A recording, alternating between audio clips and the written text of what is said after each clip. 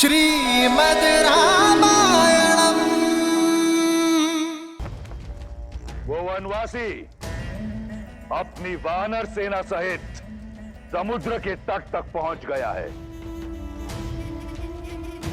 मैं अपना निर्णय लेने के लिए स्वतंत्र हूं, परंतु नीति शास्त्र कहता है कि मुझे मेरे मंत्रियों का परामर्श सुन लेना चाहिए।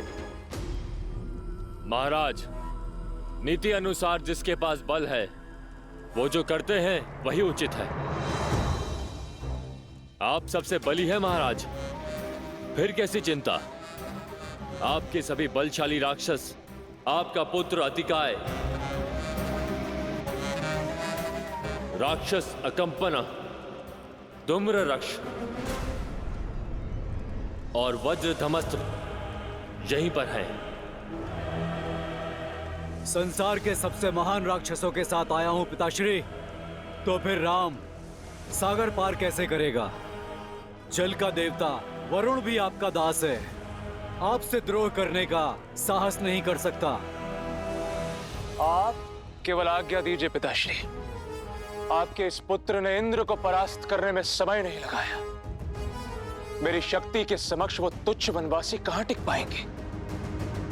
एक युवराज को आधारहीन बात करने से बचना चाहिए इंद्रजीत। और उन तुच्छ वनवासियों का शौर्य हम सब ने देखा है। ताड़का, सुबाहु, खरदूषण, विराट समेत 14,000 राक्षस सबने अंत पाया। और वो महामायावी मरीच, वो तो श्री राम के भय से साधु बन बैठा था। चाचा श्री, यदि आप मेरे पिताश्री के अनुज नहीं होते तो इस दुस्साहस के पश्चात एक और शब्द बोलने के लिए जीवित ही नहीं रहते। इंद्रजीत,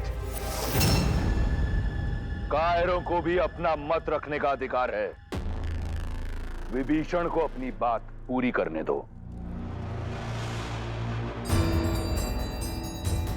महाराज, श्री राम कोई साधारण मनुष्य नहीं, साक्षात नारायण। और माता सीता लक्ष्मी का अवतार। और इससे पहले कि नारायण के धनुष से काल छूटे, बचा लीजिए अपने आप को, इस लंका को और संपूर्ण राक्षस कुल को। महाराज,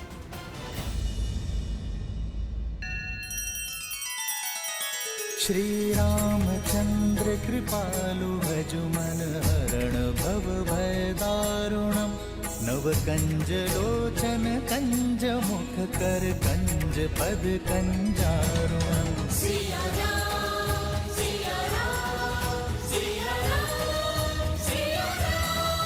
आदर्श और मर्यादा की है ये कथा महापावनम्। काट मद श्री से मिला दे श्रीमद् रामायणम्।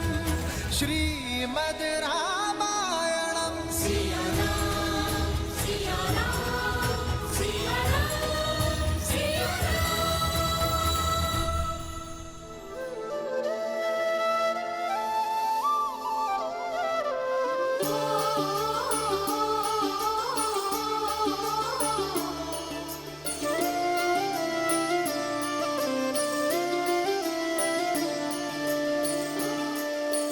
जन्म जन्म का है ये संगम, राम रतन सीता वैभव धन। एक है पौरुष एक समर्पण, एक है रूप तो दूजा दर्पण। राम है लोचन सीता दृष्टि, राम है बादल सीता वृष्टि।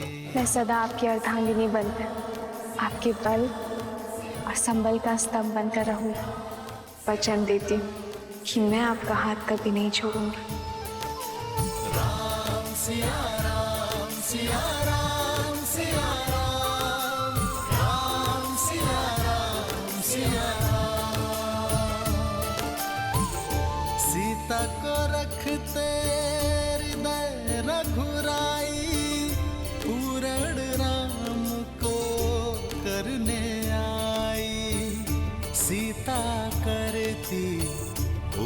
की पूजा राम सिया सा प्रेम न दूजा। राम सिया राम सिया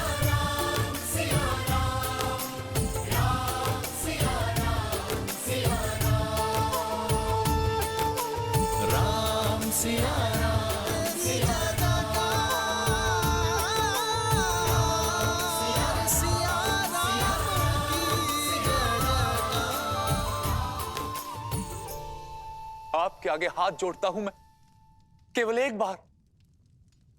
एक बार अपने इस भाई का सुझाव मान लीजिए।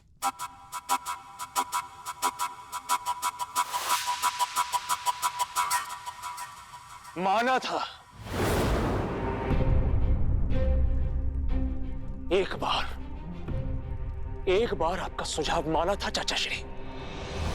राम के उस दूत को जीवित छोड़ा था और फिर सबने देखा कि उसने क्या किया। अब अपने दूत के किए का दंड राम स्वयं भुगतेगा। केवल मेरे पिता के एक संकेत मात्र का विलंब है। उसके पश्चात राम और लक्ष्मण का शीश कट के उनके चरणों में पड़ा होगा।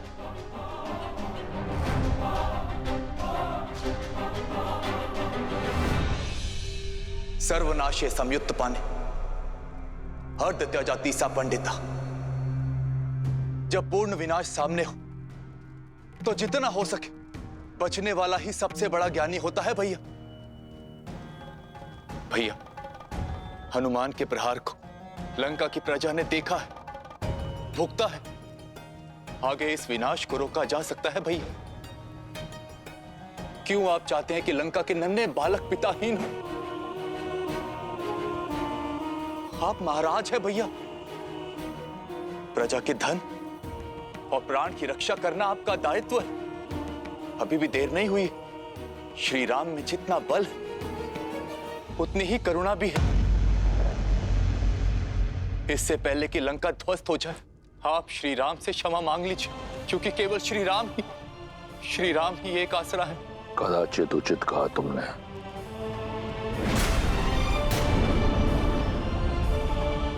राम के अतिरिक्त अब कोई आसरा नहीं है तुम्हारा।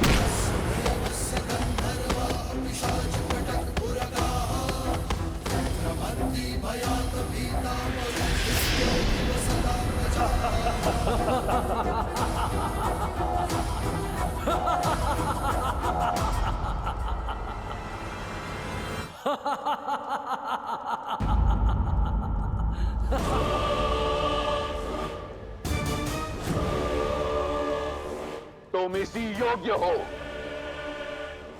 कि उस वनवासी के चरणों की धूल को अपने मस्तक पर लगाओ। उस राम ने 2 राक्षस क्या मार गिराए, इतना बखान।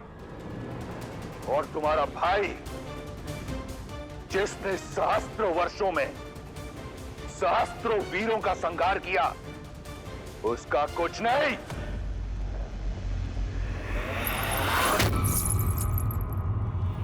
याद है मुझे कि तुम ही हो जिसने हनुमान को सीता का पता बताया और सीता ने हनुमान को हमारे बल के बारे में बताया। लंका के भेदी हो तुम। बचपन से मेरे विरुद्ध खड़े रहे, मैं शांत रहा। तुम निर्बल थे, कायर थे। मैंने कुछ नहीं कहा क्योंकि भाई थे तुम। मैं वो भाई हूं जो अपने भाइयों के लिए स्वयं ब्रह्मा से भिड़ गया। एक पिता की तरह पोषण करने वाले भाई को ये उपहार दिया है तुमने। लंका का अन्न खाकर लंका के विरुद्ध बोलने वाले लंका के भेदी के लिए लंका में कोई स्थान नहीं। तुम जैसे कायर का लंका में सांस लेना भी लंका के वातावरण को प्रदूषित कर देगा। तुम अपने जीने का अधिकार खो चुके हो विभीषण।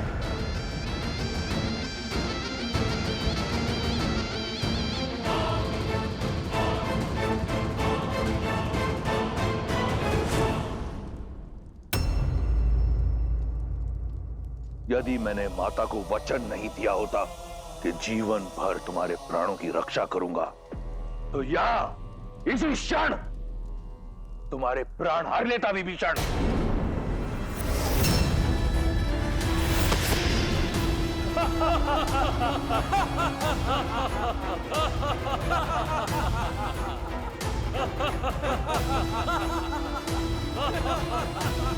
तुम्हारे जैसा भाई अपने आप में एक शाप है। चले जाओ मेरे राज्य से, मेरी लंका से, मेरे जीवन से। आज के पश्चात मुझे भैया मत कहना। जाओ। निष्कासन ही नहीं महाराज, मृत्यु दंड मिलना चाहिए इसे। मुख तो देखो, ग्लानि का भाव तक नहीं है। मुझे लगता है उस राम का गुप्तचर है ये। प्रजा की ढाल बनकर स्वयं का हित साध रहा है। बुद्धि पुराण श्रुति सम्मत बानी, कही विभीषण नीति बखानी।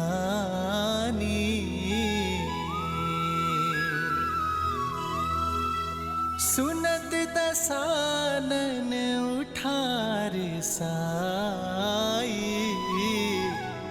खल तो ही निकट मृत्यु अब आई। भैया,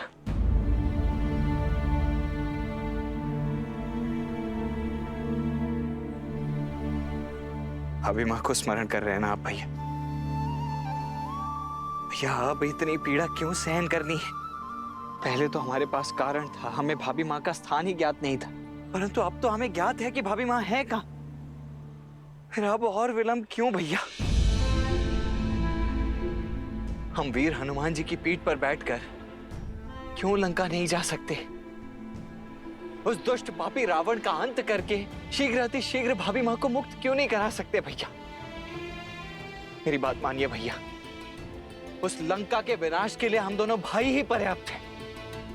अब चलिए भैया। लक्ष्मण, सीता के विरह में बिताया हर एक पल मुझे शूल बनकर चुभता है। मैं भी यही चाहता हूं कि सीता इसी क्षण मेरे सामने आ जाए।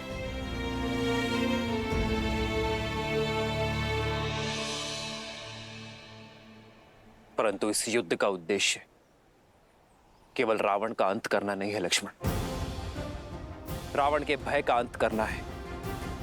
उद्देश्य है कि कुछ ऐसा किया जाए जिससे भविष्य में कोई रावण जन्म न ले सके। देखो लक्ष्मण, सृष्टि के कोने कोने से वानर यहां एकत्रित हुए हैं। ये सब वो हैं जिनके मन में रावण का भय था, परंतु आज उसका सामना करने को सज्ज है।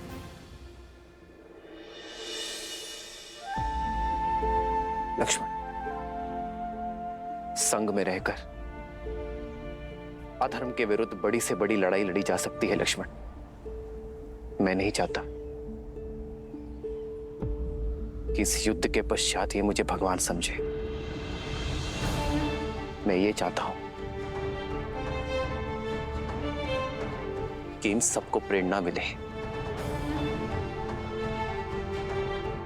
कि प्रत्येक वानर, प्रत्येक नर असंभव को संभव कर सकता है अपने दृढ़ निश्चय से, अपने परिश्रम से,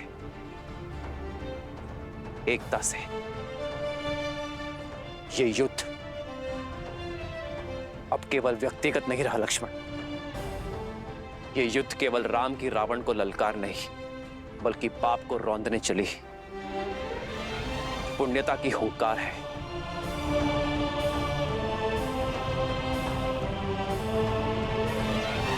लक्ष्मण, यदि तुम्हें अब भी लगता है कि मैं अनुचित हूं तो कहो। हम इसी क्षण लंका की ओर कूच करेंगे।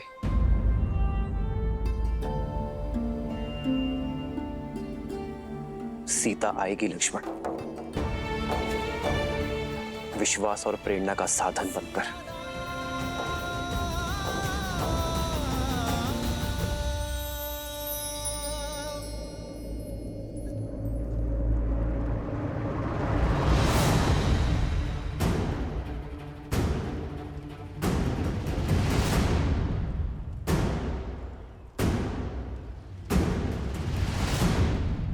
देवी,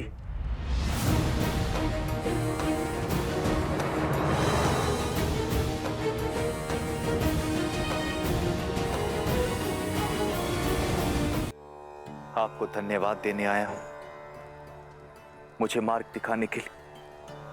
आपके कारण ही लंका से पहली बार कोई शुभ मार्ग पर जा रहा है। भाई का हाथ थामे उसे भगवान तक लेकर जाना चाहता था, किंतु स्वयं ही भगवान से दूर चला गया।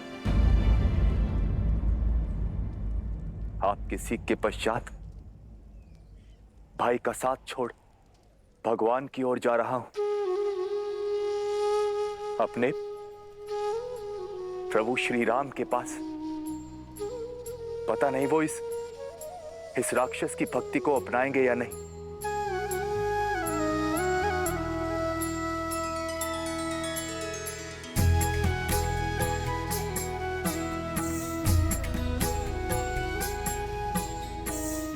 चिंता ना करें, मेरे श्री राम करुणा के सागर हैं, जो भक्ति से उनकी ओर पग बढ़ाए वो स्वयं उनका हाथ थामने आगे बढ़ जाते हैं। आपका कल्याण हो।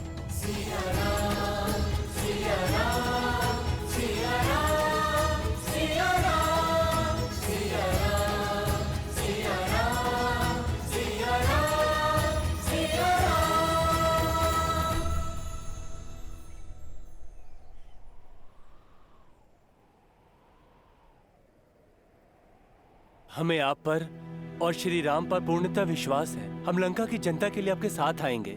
जिस प्रकार यहाँ आपके सहयोगी रहे हैं हम, वहाँ भी आपके सहयोगी होंगे हम। धन्यवाद। आइए, जिस स्थान पर आपको सम्मान ना मिले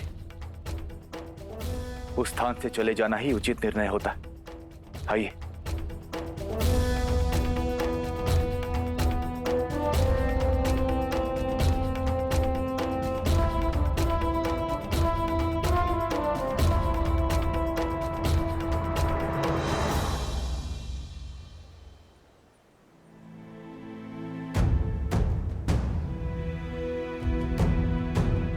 क्या हुआ?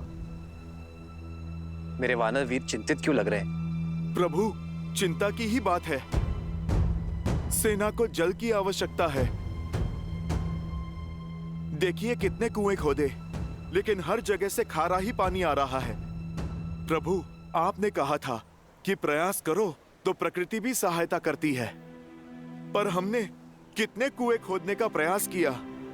आप देखिए प्रभु।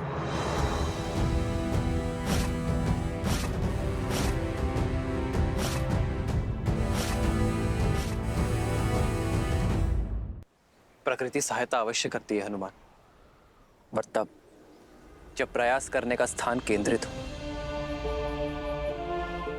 इतने कुएं खोदने के स्थान पर यदि एक कुआं खोदते और गहरा खोदते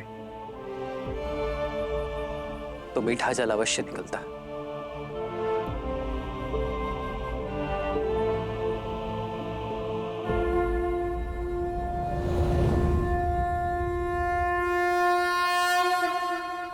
नमामि गंगे।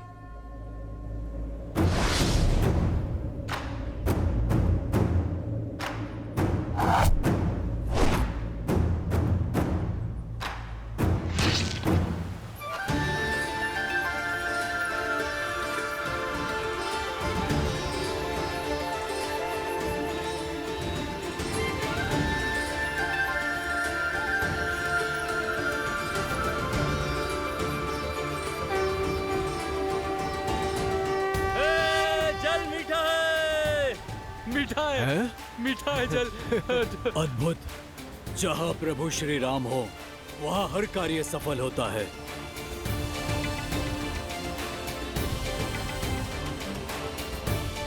आज प्रभु श्री राम की कृपा से मीठा जल प्राप्त हुआ है। हम एक बार और प्रयास करेंगे और सागर पार का मार्ग खोजेंगे। उचित कहा भ्राता। जय श्री राम। जय श्री राम। जय श्री राम। जय श्री राम। जय श्री राम।